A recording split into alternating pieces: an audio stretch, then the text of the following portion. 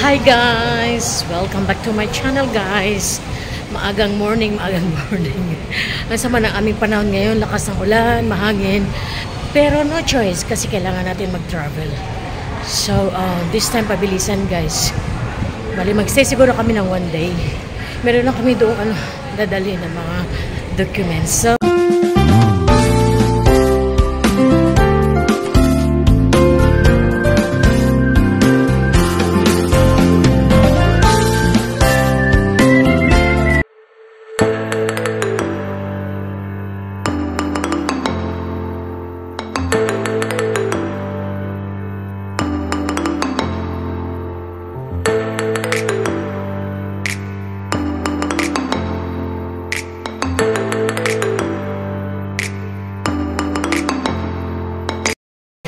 nandito na ako sa Crunchy, ay imi-meet up ko dito ang aking BFF guys. Nakita nyo naman talaga ang lakas ng ulan. So this time magkukommute kami, magte-train na kami pupunta ng Malaysia. No? Kasi last week wala namang problema kasi may will. So this time mag-commute lang kami. So parang ano siya work at saka at the same time makapag-pamper ng sarili, no? Makapag-massage, kain ng mga masasarap na pagkain, no?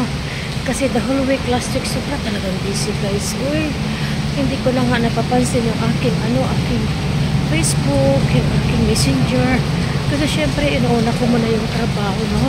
So this time makapag-vlog tayo dahil last week bawal mag-video at saka mag-picture kasi meron akong pinoprotektahan na hindi pwedeng i-video na kasama namin. Grabing haba ng pila guys. So lakas pa ng ulan, no? Sara okay lang kami, no?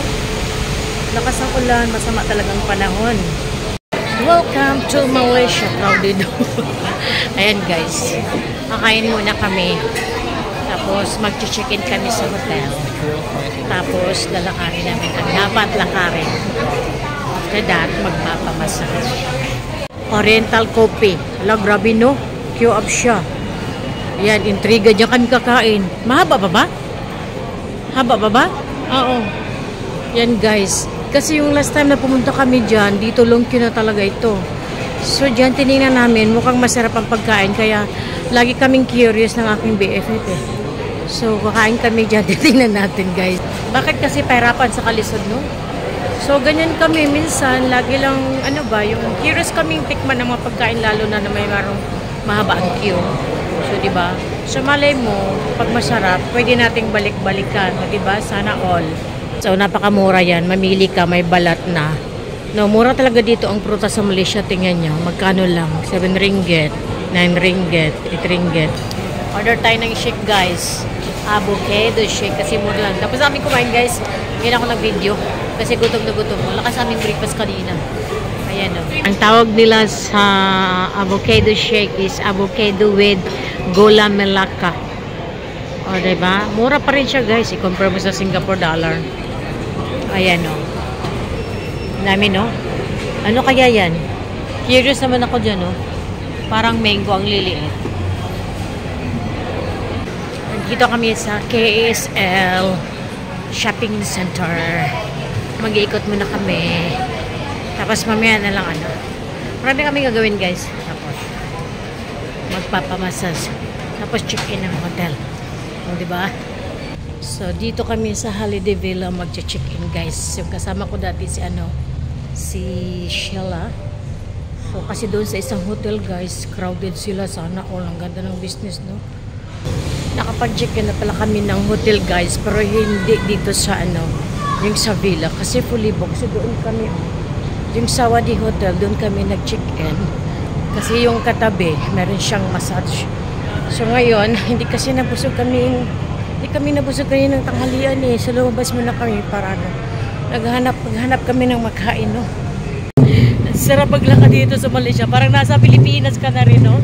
So hapon na siya guys kasi nag-rest muna kami kanina sa hotel. Ayun, lolyang, durian kay dyan. Dinatlawa kayo ng durian na yan guys. Bahala na. Yan kayo dahil sa Wangchi Pakote. Kami lang yata dito customer. Maaga pa yon. Maaga pa kasi yung dinner. Napakainit. Ayan. Ang dami ditong mga massage. Tapos bilang na yun ang pwedeng kainan dito sa loob. Lusog-usog. Ang sarap ng bakote. Yun. Pagkain kasi ng incheck yun siya guys. So normally ang kumakain lang talaga ng bakote is mga Chinese. Kasi ano siya, mga laman ng baboy. Tapos meron siyang Chinese herbs na talagang nagpapalasa. Para strong na naman tayo, ika nga sabi ng mga incheck eh. Pag ano, kasi mahilig silang kumain ng mga black chicken, century egg. Yung black chicken na may sabaw, lalagyan nila ng herbs. Super nice talaga guys. Tapos minsan, alam yung chicken, i-ano lang nila yun, papakuluan lang ng mahina lang apoy, tapos lalagyan nila ng bird's nest. O, diba? So, ayun mga pagkain ng mga incheck na talagang napaka-healthy para sa kanila. Wala pa ganong tao. So, ngayon, babalik muna kami sa hotel. After that, rest muna sandali, tapos ano na, magpapamasas kami. Kasi tapos yung lakad namin kanina, yun talagang inuna talaga namin, kaya pagod na kami. Yun, mampubusog ang mata mo, sobrang dami, no? Ayun, mga luggage. Mura lang nito, ayan, kanilang mga bilihin. Oh. 'Di ba? Napakamura lang mga. May nakita ko guys, so ang cute ng mga bag. Oh, agoy, busog na busog. Ito na yung ano, yung uso ngayon, oh. Napakaliit, oh. Ito yung ano, uso ngayon sa Singapore. Yung ganon. No? Wallet lang tsaka hindi. Kaya magkasya dyan ng phone. Ayun. Lalabas tayo. Tingin tayo ng mabili na prutas. Ayun, no? Ang dami yung prutas. Si Durian. Durian. Yan ang mga herbs guys, oh. So marami mga Singaporean dyan na talagang sadyang kakain. Agoy! Ikaw lang! Gusto daw kumain ng durian. Ikaw lang. I know, durian season kasi dito sa Malaysia yan, oh. Uy! Kadaming durian. Durian! Lulyang. Uy, tingnan mo ang mahal, no? 2 piraso, 100 ringgit. Ayan. O, diba? Ha, mura daw. Ganito yung kinain natin. Damo maliit daw yung masarap ay no. Agoy ginuo ko. Ayan kay kang durian oh. Ayan nakabalot na siya oh na durian oh. Panglangka. Parang hindi naman siya masarap, yata matamis. Mangustin, bili tayo mangustin. Magkano? 15 ringgit lang eh. Ha? Ay, 1 kilo? 1 kilo 15 ringgit. 1 piraso lang daw, wala ka dyan. Grabe ay. Bili tayo. Nakabili kami ng mangosteen. Kasi guys, mura lang talaga siya guys. 15 ringgit lang siya 1 kilo. Magkano lang yan sa Singapore dollar? It's around $4. Kasi mahal sa Singapore ang mangosteen. Ayun, wag muna tayong tumabok. Nauna na yung BFF ko, tumabok na. Kasi may bibilhin. Tapos, maaga pa naman, no? Patunaw muna kami ng aming mga kinain kanina guys. Pagkatapos dyan, pwede na kaming magpamassage. O diba? Guys, ito ang KSL City na pinakamalaking shopping center dito sa Johor Bahru, Malaysia. Tsaka alam nyo ba guys, paggabi, ayan, sobrang napakaganda dito kasi nga, gabi karamihan dito kasi guys, mag-open lang sila ng pagkain tulad niyan, gabi. Pagdating na tanghali, wala kang makikita magsiserve ng pagkain dito. Wala magtitinda. So, ayan, hapon, gabi hanggang madaling araw ng alas 2 yan ang pagkain nila. Massage na tayo guys. Ayan.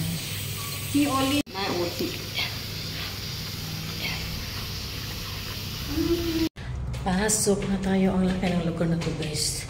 No, malaki siya. Andun na una na yung aking BFF. So, 1 hour, I think 1 hour 30 minutes, about 90 minutes. Foot back, no? Kasi lakad, tapos yung likod. Tapos na yung massage. Parang ano, naglusin yung tuwarka na naman ng aking katawan. So, good night na guys.